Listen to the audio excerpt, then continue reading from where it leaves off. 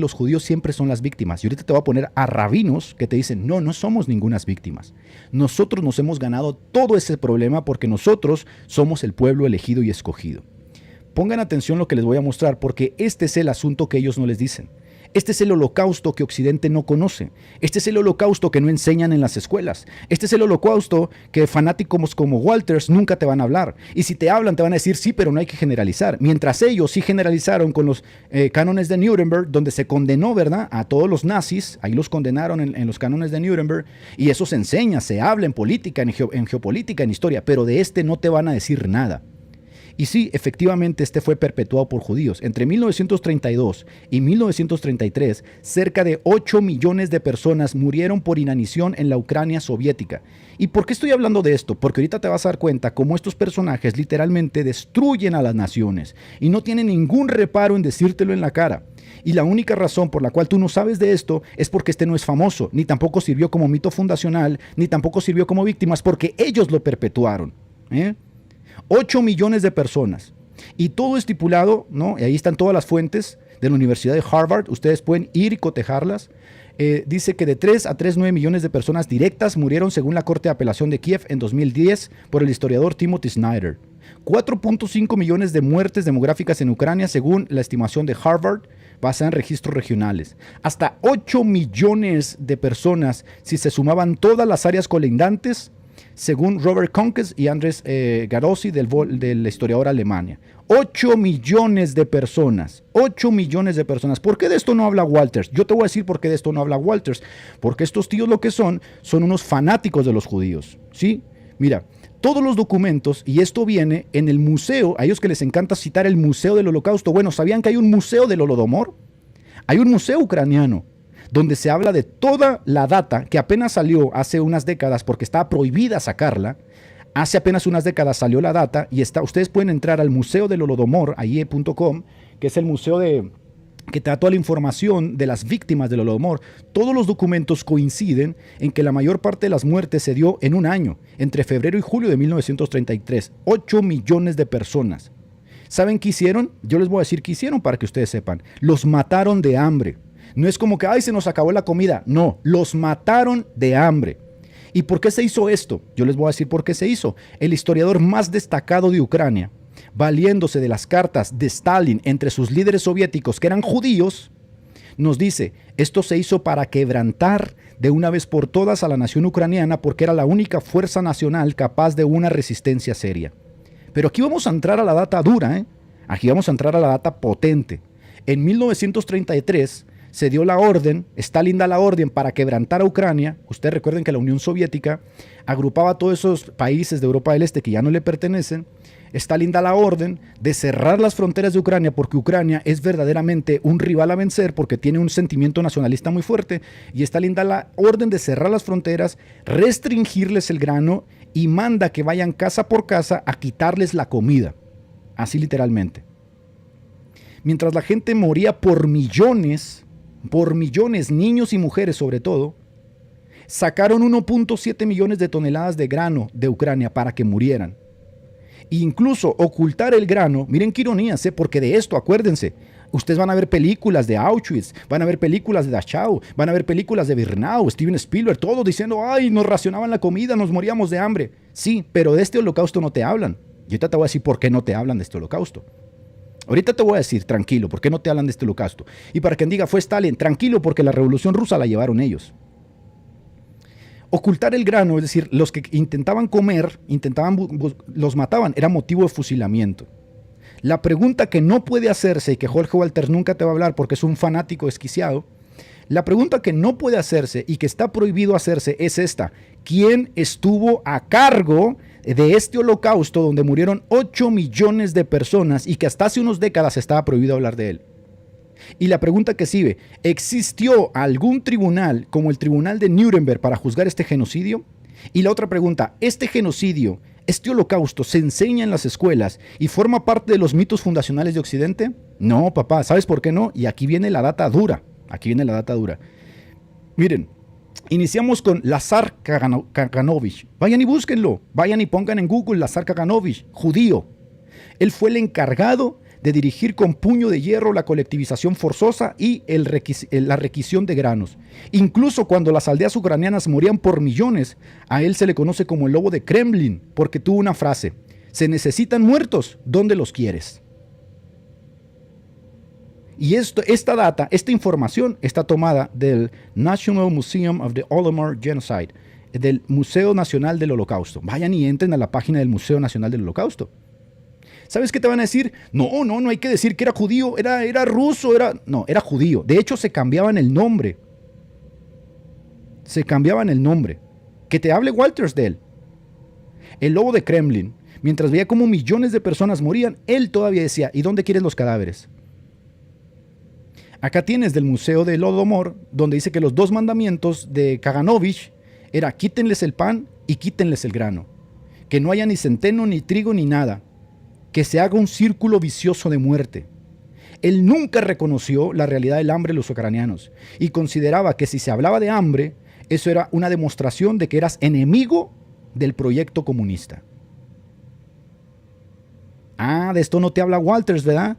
¿Sabes por qué no? Porque la mente de Occidente ha sido fraguada desde el concepto de judío como víctima. Y ahorita te voy a mostrar lo que dicen los rabinos de todo esto. Jacob, de hecho Jacob no era su nombre era Epstein. Jacob Epstein Yakolev, judío. Su papel fue decisivo y criminalmente activo. Y todo esto viene en la página del Holodomor. Él llevó a cabo la política agraria para que Ucrania fuera destruida. Adoptó el seudónimo revolucionario de Yakovlev para encajar en el molde comunista soviético. Como muchos otros que intentaban borrar sus rastros étnicos, y como muchos hoy en la actualidad, siendo judíos, se cambian los apellidos para pasar desapercibidos y se ponen apellidos occidentales. La data está ahí, gente. Vayan, investíguenla. Otro de los encargados de llevar a cabo el Holodomor, ¿sí?, el holocausto ucraniano. Acá tenemos una de las más grandes bestias horrorosas que han existido, Henry Yakoda, judío. Él fue la figura clave en el Holodomor, en el holocausto ucraniano. Clave del terror bolchevique. Jefe de la policía secreta soviética. Y vas a decir: pero eran los soviéticos. Es que no has entendido. Toda la revolución soviética era judía, y te lo voy a mostrar con datos puros y duros y con rabinos que lo corroboran. Dice Walters que esto es mentira. Vayan ustedes y busquen la información. Aquí están todas las fuentes. Ahí están todas las fuentes. Si ustedes quieren seguir creyendo que los judíos son víctimas del mundo, síganlo creyendo, no hay ningún problema. Y si quieren seguir creyendo a pastores fanáticos del judaísmo como Walters, que viven justamente porque ellos les sostienen sus vidas, ese es problema de ustedes.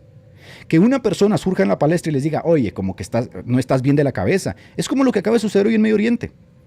Vas y le metes 300 bombazos a Irán y dices: somos las víctimas. Oye, hay que juzgar con justo juicio. Yo no estoy a favor del nazismo, es más, yo hice un desplegado hace poco en mi Twitter diciendo básicamente lo siguiente: la única razón por qué surgen personajes como Hitler, o surgen personajes como Eduardo II, o surgen personajes como los Reyes Católicos, es la misma razón por la que han sido expulsados de todos los países, y ahorita lo vas a escuchar de boca de los propios judíos. Estos tíos, como lo dice Yuval Noah Harari, tienen un sentimiento nacionalista tan fuerte desde los días de Roma que nunca les gusta aceptar vivir bajo las órdenes de otro. Y lo vemos así. Estos tíos controlan totalmente Estados Unidos bajo el IPAC, y ahorita se los voy a mostrar cómo controlaron en el siglo XIX con la Revolución Rusa. Cosas que sabía Churchill, cosas que sabía Hitler, cosas que sabía Roosevelt, cosas que sabían Woodrow Wilson, todos ellos lo sabían. Y se los voy a mostrar.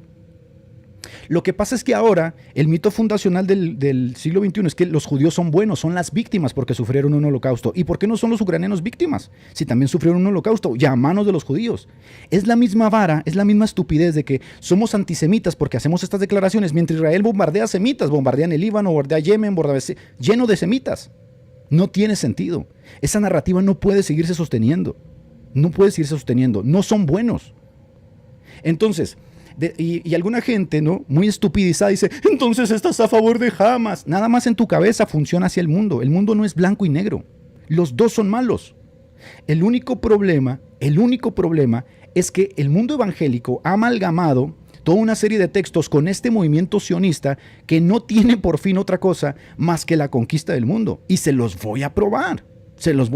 Y esto es algo bien conocido, esto es algo que enseñan en sus sinagogas, esto es algo que se enseña en el Talmud, y esto es algo que lo siguen diciendo hasta el día de hoy abiertamente porque dominan, por supuesto, la narrativa. Y si tú llegas a decir algo Bien, este tío que fue el terror de la policía soviética, este fue uno de los más brutales instrumentos del Holodomor, del holocausto ucraniano, durante las purgas, durante la represión política masiva. Este tío, este que están viendo aquí en escena, conspiró con otro tío llamado Trotsky. Trotsky era otro judío, uno de los más grandes sanguinarios directores del Ejército Rojo.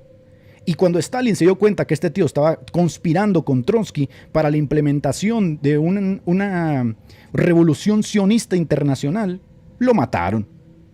Trotsky, cuando se vio obviamente afectado por esto, se deslindó de él, dijo, no, ese era un verdugo, era muy malo. Trotsky murió aquí en México. Aquí murió en México Trotsky. Aquí vino y se exilió porque lo andaban persiguiendo, porque los descubrieron. Entonces, dentro del propio sistema bolchevique, se dio una purga de judíos porque estaban conspirando, ya no estaban viendo por el aspecto nacional del movimiento, sino que lo internacionalizaron, querían internacionalizarlo. Por eso se llama la Internacional, así le llamaron. Stalin lo purgó por haber conspirado con Trotsky, que era otro judío, y en medio de la confesión afirmó haber participado en una conspiración sionista internacional. ¿Qué te van a decir los fanáticos como Walters? Que todo esto es conspiración porque lo estaban golpeando. Será el sereno, pero el tío era judío. El tío perteneció al bloque bolchevique, igual que Trotsky, igual que Lenin, igual que todos los que participaron en el holocausto ucraniano.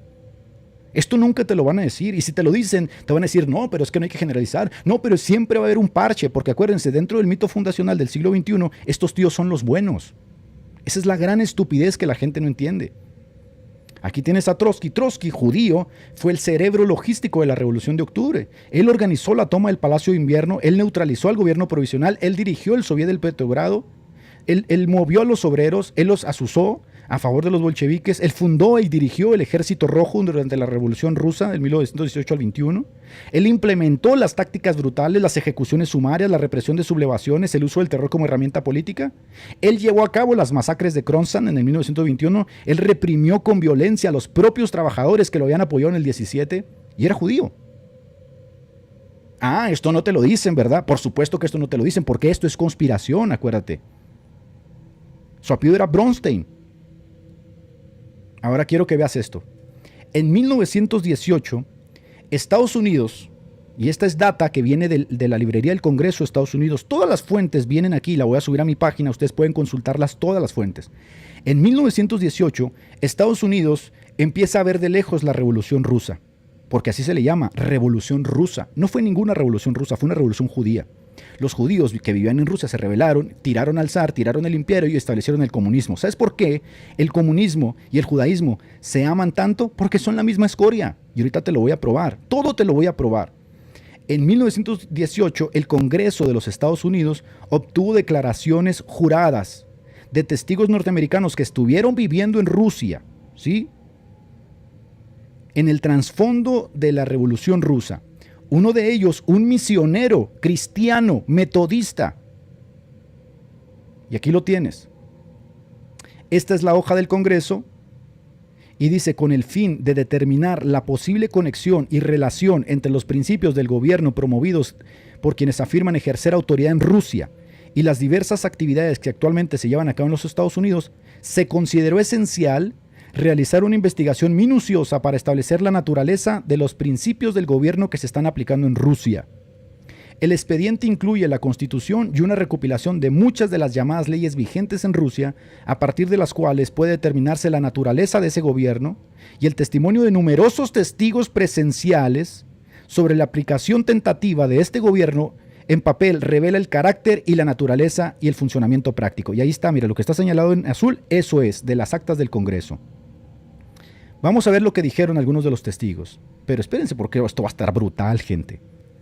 Este fue el reverendo George Simmons, que en aquel entonces estaba trabajando en Petrogrado. Tenía una misión metodista. La misión metodista lo había enviado a Petrogrado. Él testifica ante el Congreso de los Estados Unidos bajo juramento y dice lo siguiente. Y ahí está en rojo, señalado en las actas del Congreso, y ahí está la fuente abajo, miren, log.gov. Es una página oficial del Congreso de Estados Unidos y dice, de entre los 388 miembros del Soviet de Petrogrado, solo 16 eran rusos, todos eran judíos. Todas las iglesias de Petrogrado fueron profanadas, solo fueron respetadas las sinagogas. Cuando la revolución estalló, las calles de Petrogrado fueron inundadas de folletos de propaganda escritos en Yiddish. Yiddish es la lengua que hablaban los judíos Ashkenazi, los judíos de Europa del Este. Todo esto es conspiración, gente, todo esto es pura estupidez, todos somos estúpidos menos Walters. Y aquí está, mira, la página del Congreso, oficina de Office of the Historian, es como la oficina de ese momento de los que participaron en ese trabajo. Y mira, en la parte de arriba dice documentos relacionados con las relaciones exteriores de los Estados Unidos con Rusia en 1918. Y aquí, en el cuadro abajo, viene otro personaje, Sissons Edgar, representante especial en Rusia del Comité de Información Pública. Edgar Sissons fue enviado por el presidente Woodrow Wilson. Y Sissons envió un documento llamado 100 Days, 100 días en Rusia, donde informó a la Casa Blanca la relación que había con el gobierno naciente de la Revolución Rusa y publicó su informe en un libro llamado 100 Days, 100 Red Days. ¿Qué decía el informe? Aquí se los tengo y también lo tengo en físico por si alguien quiere leerlo. Dice, un sinfín de documentos e informaciones oficiales demuestran el carácter casi exclusivamente judaico de la Revolución de Octubre de Noviembre de 1917. Se mencionan a banqueros como Jacob Schiff, pero ¿qué crees? Que yo no necesito citar esto porque ahorita vas a escuchar a rabinos, no a idiotas como Walters, porque es lo que son unos ignorantes, a rabinos diciendo efectivamente el banquero Schiff financió junto con los Rothschild, financió las trifulcas justamente de la revolución en Rusia. Max Warburg son los principales financiadores de los revolucionarios. ¿Y por qué tengo que saber yo que los judíos llevaron a cabo la revolución rusa? Tienes que saberlo por una razón, porque están haciendo exactamente lo mismo con Estados Unidos y van a hacer exactamente lo mismo con cada país. Por una razón, porque ellos literalmente dicen somos el pueblo escogido, todos los gentiles deben servirnos. Recuerden lo que dijo el fanático de Walters, dijo que yo estaba conspirando y que estaba mintiendo y que estas cosas no se podían probar. Bueno, aquí te lo estoy probando con documentos del Congreso, con declaraciones juradas del Congreso, que puedes constatar en las páginas oficiales del Congreso de Estados Unidos, sus páginas oficiales como el asunto de la librería del Congreso. Este es el secretario del Estado inglés, Leo Amery. Él sabía perfectamente, es que todos lo sabían. ¿Sabes por qué tú no lo sabes hoy? Todo el mundo lo sabía. En 1920 todo el mundo sabía que la revolución rusa la habían llevado los judíos. Todos lo sabían.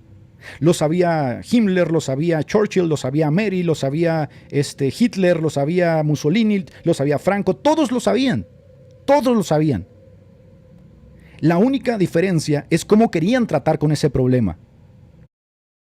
Hay mucho en el hecho, y ¿esto quién lo escribió? Esto lo escribió Leopold Greenberg en 1919 en el Jewish Chronicle, y ahí está el fregado periódico, y ahí está la fuente, archivo.org, para quien quiera ir a consultarlo. Los ideales de los bolcheviques judíos coinciden con el judaísmo. Vienen a ser la base de las mejores enseñanzas del cristianismo. Sí, porque estos tíos querían vender que Jesús era socialista. Y aquí viene la parte que tengo señalada en rojo, la otra parte. Ustedes pueden tomar las fotos, vayan y llévenlas a ChatGPT y le traducen esto y les va a poner exactamente esto. Y aún así cabe preguntarse, ¿por qué un pueblo que tanto ha sufrido, que es el pueblo judío, se siente atraído por el bolchevismo? Y te dice, se sorprenderán que muchos de ellos se sienten llamados a participar en un movimiento que proclama la emancipación universal. Mira, empiezas a atar los cabos y te vas dando cuenta que efectivamente es porque tienen un ideal internacional. Así nada más, donde los gentiles son sus perras. Y miren que esta es la primera parte del video. Esta es la primera parte del video. Viene la segunda parte y la tercera parte y se van a quedar flipando en colores porque acuérdense lo que dice este ignorante, que esto le está enseñando a su gente en las iglesias y en los púlpitos y en los canales que le abren a él, porque anduvo en varios canales rogando que le dieran participación. Yo ya no le quería contestar, pero sigue de fanático, hay que callarle la boca, ¿no? Acá está. Alfred Nozick. Para quien no sabe quién es Alfred Nozick, antes de que surgiera Adolf Hirsch, ¿no?, que fue uno de los primeros propugnantes de los congresos judíos mundiales sionistas, antes de él estaba Alfred Nozick. Y en el contexto de la revolución judeo-rusa bolchevique, Alfred Nozick, que fue uno de los primeros sionistas de Europa Central, él fue el que propuso que se empezaran a hacer congresos mundiales judíos. Él escribió un folleto en 1919 Y lo volvió a publicar en 1922. Y respecto a la Revolución Rusa, dijo él lo siguiente, y ahí está el folleto, en un libro que tú puedes consultar, ahí está la fuente, no hay ningún problema, esto se encuentra en internet. Socialismo y judaísmo no son programas opuestos, por el contrario, ambas doctrinas existen en una concordancia sorprendente. Esto lo dijo uno de los líderes sionistas. Y ahí está el libro, Integrales Judentum, Alfred Nozick, y dice, a la luz de la investigación actual, se revela de manera inconfundible, no fueron únicamente los judíos quienes contribuyeron a la creación del socialismo. Los verdaderos padres del socialismo son los padres del judaísmo, el mosaísmo, porque el núcleo del mosaísmo es socialismo en su desarrollo. No lo digo yo, lo dice un propio judío, uno de los más grandes sionistas que han existido. Todo es falso, ¿verdad, Walters? Todo esto es conspiración, todo esto es mentira. Ya no funciona, ya no funciona. El problema es que ustedes enseñan, miren, el problema, le voy a decir cuál es el problema. El problema con fanáticos como Walters es que enseñan a personas que tienen el mínimo interés en indagar en la historia y el mínimo interés de saber si estas cosas son verdades. Prefieren mucho mejor darle autoridad a todos estos fanáticos que se golpean el pecho diciendo hay que orar por Israel. Este es un fanático. Y decir que todo esto es mentira. Recuerden lo que él dijo. Miren, aquí voy a poner, cuando él mandó la carta a la Alianza, dijo que todo lo que yo estaba diciendo eran acusaciones falsas históricas. Ah, bueno, entonces hasta los judíos son mentirosos, porque en estas acusaciones están los judíos que tú tanto adoras, ¿no? Y le lames las botas. Están los propios judíos diciéndote a ti mentiroso. Está Churchill diciéndote a ti mentiroso. El primer ministro inglés que no era nazi, peleó contra los nazis diciéndote eres un mentiroso, Walters. Están los líderes sionistas más grandes del mundo diciéndote mentiroso. El mentiroso eres tú. Es más, yo no creo que seas mentiroso, creo que eres un fanático que no se ha tomado el tiempo de analizar realmente la situación.